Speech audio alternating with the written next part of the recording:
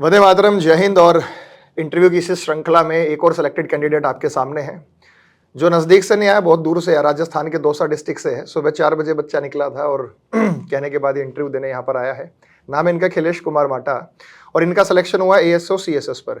क्या रैंक आई बच्चे? Sir 1074 rank. 1074 rank आई थी। और ये अपने बारे में बताएंगे कैसे उन्होंने तैयारी करी, कौन सा अटेम्प्ट था, थोड़ा बताओ अपने बारे सर में। ये मेरा सेकंड अटेम्प्ट था और मैंने कैरियर इंस्टीट्यूशन पे से ही तैयारी की थी। बैच खरीदा था बाकायदा। आपका सर एक फ्रेंड के थ्रू बैच लिया था। एक फ्रेंड था, उसके पास बैच था और मेरे को कुछ ऐसे टॉपिक थे मेंस से पहले, 2022 मेंस से पहले की जिनमें दिक्कतें आती है, जैसे एनालॉजी वगैरह तो फिर भी प्रैक्टिस से बन जाती है, लेकिन कुछ चीजें जैसे सिटिंग अरेंजमेंट और कई टॉपिक होते हैं जिनको पढ़ने के लिए डाइस वगैरह जिस टीचर की जरूरत होती है। तो मैं कहा सजेस्ट एक फ्रेंड ने सजेस्ट तो किया। प्री में रीजनिंग नहीं पढ़ी थी? प्री में सर मेरे स्कोर अच्छा आ गया था, मतलब तो मेंस में तुम्हें जरूरत वगैरह तो मेंस में जरूरत पड़ी आते तुम्हें नहीं महसूस हुई? मेंस में सर जरूरत लगी क्योंकि पहली बार मेंस लगा था, पैटर्न चेंज हुआ था, तो इनइक्वालिटी वगैरह कई टॉपिक क्लॉक वगैरह ये सब प्री में नहीं आते थे सर पहले। तो इनको करने के लिए मैं कहा कहीं ना कहीं से तो करने चाहिए। तो एक फ्रेंड ने आपका नाम सजेस्ट किया अरुण सर, तो मैं सर आपका उस फ्रेंड से ही बैच लेके और सारे। तो मेंस में 30 क्वेश्चन में से कितने करके आए? मेंस में सर इस वाले मेंस में मैं 30 में से 30 करके आया था। 30 में से 30 तो सही मिलने के चांसेस थे सबके? सही थे सर, बट मेरे साथ एक ट्रेजेडी हुई थी सर एग्जाम में। क्या सर? मेरे क्या है ना, मेरे सर अब तक के पिछले 5 एग्जाम में मैं सीएचएस मेंस भी दिया था, उसमें 90/90 थे रीजनिंग में। और इससे पहले सीजीएल प्री में 50/50 थे। इससे पहले लगभग 5-6 एग्जाम में बट्टे बाई बट्टे थे रीजनिंग में। लेकिन सर ये वाले एग्जाम दे रहा था ना मैं, तो सर मेरा कंप्यूटर था वो बंद हो गया। मैं बहुत ज्यादा पैनिक कर गया था सर एग्जाम में। मतलब मेरी सर ऐसा हो जाता है कि आप पूरे साल की मेहनत खराब हो जाती है। तो वो इन्विजिलेटर ने भी थोड़ा शांत करवाया तब कि भाई पानी वानी पी ले, कुछ नहीं होगा वगैरह वगैरह। लेकिन सर वो पैनिक था ना, तो वो जैसे कंप्यूटर ऑन हुआ तो 3 क्वेश्चन रीजनिंग के खुले थे, वो तीनों के तीनों गलत हुए थे सर। तीनों गलत हो गए इस वाले में सर उनका दुख भी रहा था। ये आंसर के बाद में सर इजी क्वेश्चन थे बहुत ही। अच्छा, 3 जो गलत हो गए उससे रैंक पे भी काफी पीछे हो जाता है? काफी पीछे हो गए सर वो।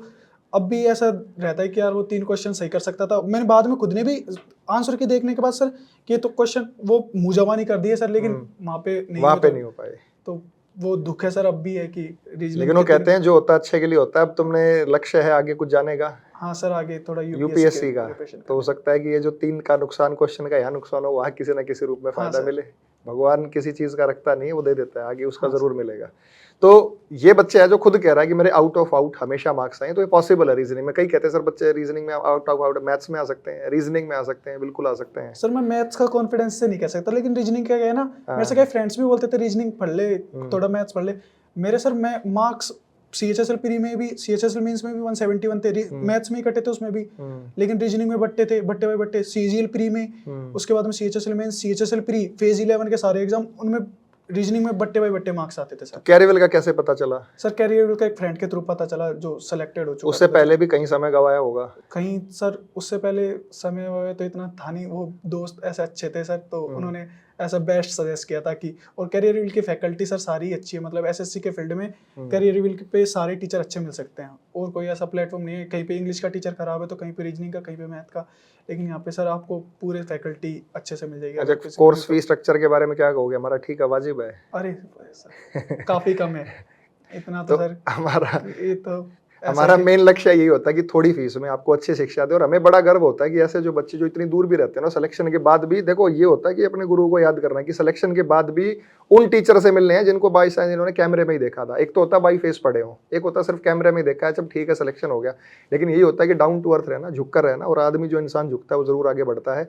तो लगातार हमारे बीच ऐसे बच्चे आ रहे हैं। मतलब तैयारी कैसे की भाई इसमें? मतलब को बहुत ज्यादा तुमने समय लगाया, 10-12 घंटे पढ़े या कुछ ऐसी कोई स्ट्रेटेजी क्या रहा? सर 10-12 घंटे तो नहीं, लेकिन हाँ 6-7 घंटे, मतलब बिना प्रेशर के आराम से धीरे धीरे करते ना। अगर ग्रेजुएशन में स्टूडेंट तो आराम से 5-6 घंटे, 5 घंटे भी देगा तो आराम से हो जाएगा। और यदि ग्रेजुएशन हो चुकी तो 7-8 घंटे, 8-9 घंटे रेगुलर, क्योंकि ग्रेजुएशन के बाद में पूरा दिन रहता है अपने पास, तो आप 7-8 घंटे आराम से, अगर पूरा दिन है और 7-8 घंटे नहीं निकल रहे तो आप अपनी कमी है कोई, तो आराम से 7-8 घंटे ग्रेजुएशन के बाद में निकाल लेते। मतलब सेकंड ईयर और फाइनल ईयर में प्रिपरेशन शुरू कर दो तो प्रेशर नहीं आएगा? तो फिर बिल्कुल ही प्रेशर नहीं आता सर।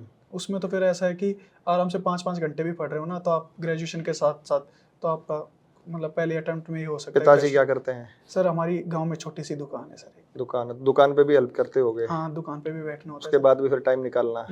दुकान पे भी बैठना होता था। पापा बांदी भी जाते थे सामान लेने, तो दुकान पे बैठते थे। हम्म। दुकान पे बैठे बैठे भी थोड़ा बहुत कभी तो पढ़ लिया पापा तो। क्या रिएक्शन था जब सिलेक्शन हुआ? सर पापा बहुत खुश हैं। पापा, घर वाले, सारे गांव वाले काफी खुश हैं सर। गांव से और भी सिलेक्शन हुआ है? गांव से सर अब से 2018 में ही हुआ था एक सिलेक्शन सीजीएल में, 2018 में एएसओएनसी उसमें एमओडी में। एमओडी में।